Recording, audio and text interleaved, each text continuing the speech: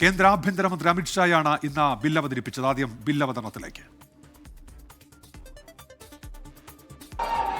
भारत के संविधान का संशोधन करने वाले विधेयक को पुनर्स्थापित करने की अनुमति दी जाए। महोदय, मैं प्रस्ताव करता हूं कि जम्मू कश्मीर पुनर्गठन अधिनियम 2019 का संशोधन करने वाले विधेयक को पुनर्स्थापित करने की अनुमति दी जाए। महोदय, मैं प्रस्ताव करता हूं कि संघ राज्य क्षेत्र शासन अधिनियम 1963 का संशोधन करने वाले विधेयक को पुनर्स्थापित करने की मंजूरी दी जाए. ബില്ലുകളുടെ പകർപ്പ് കീറിയെറിഞ്ഞ് പ്രതിപക്ഷത്തിന്റെ പ്രതിഷേധം. സഭയുടെ നടുത്തളത്തിൽ ഭരണ പ്രതിപക്ഷങ്ങൾ തമ്മിലെ തർക്കം കയ്യാങ്കളിയുടെ വക്കോളമെത്തി. नाम निर्दिष्ट किए जाने वाले इस सभा के 21 सदस्य और उपसभापति द्वारा नाम निर्दिष्ट करने वाले 10 सदस्यों के मिलकर नाम निर्दिष्ट किए जाने वाले. നേതാക്കളുടെ വാക്പോരിനും ഇന്ന് പാർലമെന്റ് സാക്ഷ്യം വഹിച്ചു. ധാർമ്മികതയാണ് വിഷയമെങ്കിൽ അമിത്ഷാ എങ്ങനെ ആഭ്യന്തരമന്ത്രിയാകും എന്നായിരുന്നു KC വേണുഗോപാലിന്റെ ചോദ്യം. ആരോപണം ഉയർന്ന സമയത്ത് താൻ രാജിവെച്ചെന്ന് KC വേണുഗോപാലിന് അമിത്ഷായുടെ മറുപടി. Sir, BJP people are telling this bill is to bring morality in politics. Can I ask a question to the Honorable Home Minister? When he was the Home Minister of Gujarat, he had been arrested, sir. Whether he took the morality of the politics. Arrest होने के पहले मैंने नैतिकता के मूल्यों का हवाला देकर इस्तीफा भी दिया और जब तक मैं कोर्ट से निर्देश नहीं हुआ कोई संविधान को मैंने स्वीकार नहीं किया. ബിൽ സംയുക്ത പാർലമെന്ററി സമിതിക്ക് വിടും. 31 അംഗങ്ങൾ JPCയിൽ ഉണ്ടാകും. 30 ദിവസം തടവിൽ കഴിഞ്ഞാൽ പ്രധാനമന്ത്രി മുതൽ സംസ്ഥാന മന്ത്രിമാർ വരെ പുറത്താകുന്ന ഭരണഘടനാ ഭേദഗതി ബില്ലാണ് അമിത്ഷാ അവതരിപ്പിച്ചത്. ബൽറാം നെടുങ്ങാടിയുണ്ട് വാർത്തയുടെ വിശദാംശങ്ങളുമായി ഇപ്പോൾ ഡൽഹിയിൽ നിന്ന്. ബൽറാം, ഈ അഴിമതിക്കെതിരായ പോരാട്ടം അത് ശക്തമാക്കുന്നതിന്റെ ഭാഗമായിട്ടുള്ള ബിൽ എന്ന് ഇതിനെ ഭരണപക്ഷം അതിനെ വിശേഷിപ്പിക്കുന്നു. കേന്ദ്ര സർക്കാർ ആ നീക്കവുമായി മുന്നോട്ട് പോകുന്നു. പ്രതിപക്ഷം എതിർപ്പുയർത്തുന്നുണ്ടല്ലോ. ഇത് പ്രതിപക്ഷ നേതാക്കളെ ലക്ഷ്യമിട്ടുള്ള ബിൽ അവതരണം എന്നുള്ള തരത്തിൽ എന്തൊക്കെയാണ് ഇന്ന് സഭയിൽ സംഭവിച്ചത്? ബൽറാം. ഉന്മേഷ, അഴിമതിക്കെതിരായ നീക്കമെന്നും രാഷ്ട്രീയ രംഗത്തെ ധാർമ്മികത അത് സംരക്ഷിക്കാൻ ഉയർത്തിപ്പിടിക്കാൻ വേണ്ടിയുള്ള ബില്ല് എന്നുമാണ് ഭരണപക്ഷം ഈ ബില്ലിനെ വിശേഷിപ്പിക്കുന്നത്. അതേസമയം പ്രതിപക്ഷമാകട്ടെ ഫെഡറൽ വ്യവസ്ഥയെ തകർക്കാനും പ്രതിപക്ഷം ഭരിക്കുന്ന സംസ്ഥാനങ്ങളിലെ ഭരണം അട്ടിമറിക്കാനുമുള്ള ഒളിച്ചുകടത്തലാണ് ഈ ബിൽ എന്ന ആരോപണമാണ് ഉന്നയിക്കുന്നത്.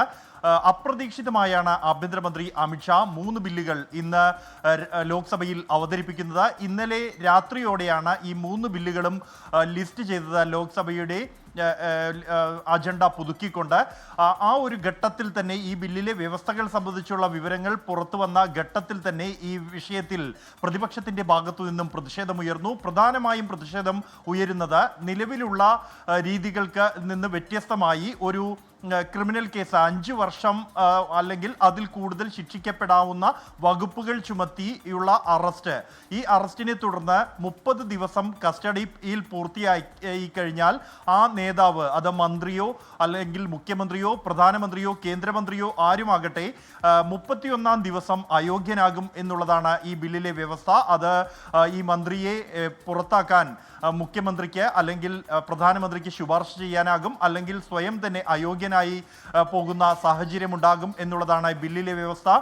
നിലവിലെ വ്യവസ്ഥയനുസരിച്ച് ഒരു പൊതു പദവിയിലിരിക്കുന്ന വ്യക്തി കുറ്റം തെളിയിക്കപ്പെട്ടാൽ, ശിക്ഷിക്കപ്പെട്ടാൽ മാത്രമാണ് അയോഗ്യതയുണ്ടാവുക എങ്കിൽ പുതിയ ബില്ലനുസരിച്ച് കസ്റ്റഡിയിൽ 30 ദിവസം പൂർത്തിയാകുമ്പോൾ തന്നെ അയോഗ്യത വരുന്നു എന്നുള്ളതാണ്. ഇത് പ്രതിപക്ഷ നേതാക്കളെ ലക്ഷ്യം വെച്ചാണ് എന്നും നിലവിൽ തന്നെ കേന്ദ്ര ഏജൻസികളെ, പ്രത്യേകിച്ച് എൻഫോഴ്സ്മെന്റ് ഡയറക്ടറേറ്റിനെ ഉപയോഗിച്ച് പ്രതിപക്ഷ നേതാക്കളെ തേജോവധം ചെയ്യാനുള്ള ശ്രമം നടക്കുന്നുണ്ട് കേന്ദ്ര സർക്കാരിൻ്റെ ഭാഗത്തു നിന്ന്.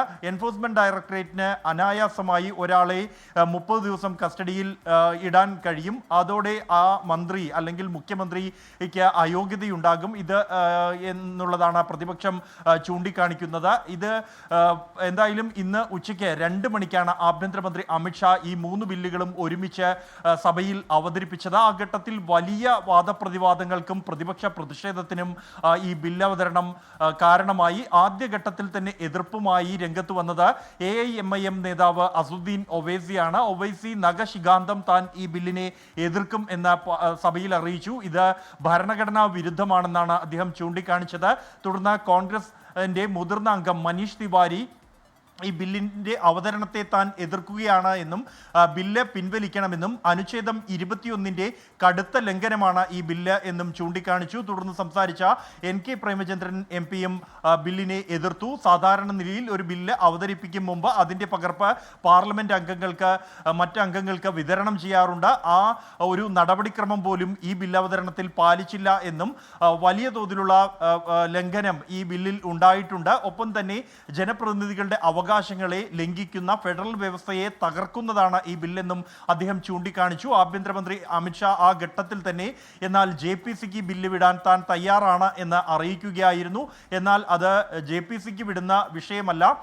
ഈ ബില്ലിൽ അവതരണ വേളയിൽ തന്നെ എതിർക്കാൻ അംഗങ്ങൾക്ക് അവകാശമുണ്ട് എന്ന കാര്യം NK പ്രേമചന്ദ്രൻ ചൂണ്ടിക്കാണിച്ചു. തുടർന്ന് KC വേണുഗോപാലും ശക്തമായ വാക്പോര് KC വേണുഗോപാലും അമിത്ഷയും തമ്മിൽ തുടർന്നുണ്ടായി. ഈ ധാർമ്മികതയുടെ പ്രശ്നമാണ് കേന്ദ്ര സർക്കാർ ഈ ബില്ലവതരണത്തിന്റെ കാരണമായി ചൂണ്ടിക്കാണിക്കുന്നത് എങ്കിൽ ധാർമ്മികത മുൻനിർത്തിയാണെങ്കിൽ അമിത്ഷാ എങ്ങനെ ആഭ്യന്തരമന്ത്രി കസേരയിൽ ഇരിക്കുമെന്ന ചോദ്യമാണ് KC വേണുഗോപാൽ ഉന്നയിച്ചത്.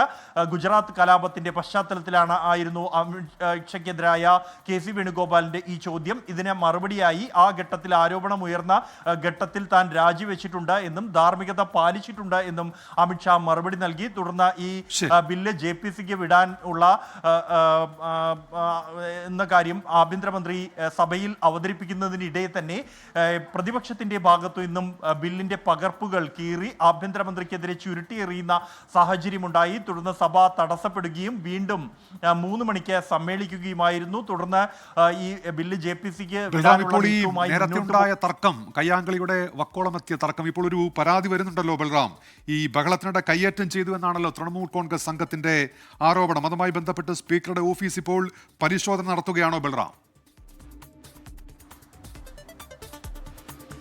ഉന്മേഷ്, ഈ 2ാം തവണ സഭ വീണ്ടും സമ്മേളിച്ച ഘട്ടത്തിൽ പ്രതിപക്ഷ അംഗങ്ങൾ ഈ സഭയിലെ ക്യാമറകളിൽ തങ്ങളുടെ പ്രതിഷേധം കാണുന്നതിന് വേണ്ടി ഭരണപക്ഷ അംഗങ്ങളുടെ സമീപത്ത് അവരെ വളയുന്ന രീതിയിലേക്ക് നടുത്തളത്തിൽ ഇറങ്ങി ഭരണപക്ഷ അംഗങ്ങൾക്ക് സമീപത്തേക്ക് ട്രഷറി ബെഞ്ചിന് നേരെ നീങ്ങുകയായിരുന്നു. ആ ഒരു ഘട്ടത്തിൽ ഭരണപക്ഷ അംഗങ്ങൾ ഈ പ്രതിപക്ഷ അംഗങ്ങളെ തടയാൻ ശ്രമിച്ചു. ആഭ്യന്തരമന്ത്രിക്ക് പ്രതിരോധം തീർക്കാൻ ശ്രമിച്ച ഘട്ടത്തിലാണ് കയ്യേറ്റമുണ്ടായി എന്ന പരാതി തൃണമൂൽ കോൺഗ്രസ് അംഗ ത്തിന്റെ ഭാഗത്തു നിന്നും ഉയർന്നിരിക്കുന്നത്. തുടർന്ന് സഭ പിരിയുകയായിരുന്നു. എന്നാൽ ഈ 5 മണിവരെ സഭ പിരിഞ്ഞിരിക്കുന്നു. എന്നാൽ അതിനുശേഷമാണ് തൃണമൂൽ കോൺഗ്രസ് അംഗം സ്പീക്കർക്ക് കയ്യേറ്റമുണ്ടായി എന്നും ഭരണപക്ഷ അംഗങ്ങൾ തന്നെ ആക്രമിച്ചു, കയ്യേറ്റം ചെയ്തു എന്നുമുള്ള പരാതി നൽകിയത്. ഇതിന്റെ അടിസ്ഥാനത്തിൽ ഇപ്പോൾ CCTV ദൃശ്യങ്ങൾ അത് സ്പീക്കറുടെ ഓഫീസ് പരിശോധിച്ചു വരികയാണ്. അത്തരത്തിലുള്ള കയ്യേറ്റം ഉണ്ടായോ എന്നതടക്കമുള്ള കാര്യങ്ങൾ പരിശോധിച്ചു വരികയാണ്. 5 മണിക്ക് സഭ വീണ്ടും സമ്മേളിക്കും. ആ ഘട്ടത്തിൽ ഇതുമായി ബന്ധപ്പെട്ടുള്ള തുടർന്നുള്ള പ്രതിപക്ഷത്തിന്റെ നീക്കങ്ങൾ, പ്രതിഷേധവും തുടരും എന്ന് തന്നെയാണ് നിലവിൽ വ്യക്തമാകുന്നത്. ഉന്മേഷ്, ശരി. ബൽറാം നെടുങ്ങാടിയാണ് വാർത്തയുടെ വിശദാംശങ്ങൾ ഇപ്പോൾ ഡൽഹിയിൽ നിന്ന് നൽകിയത്.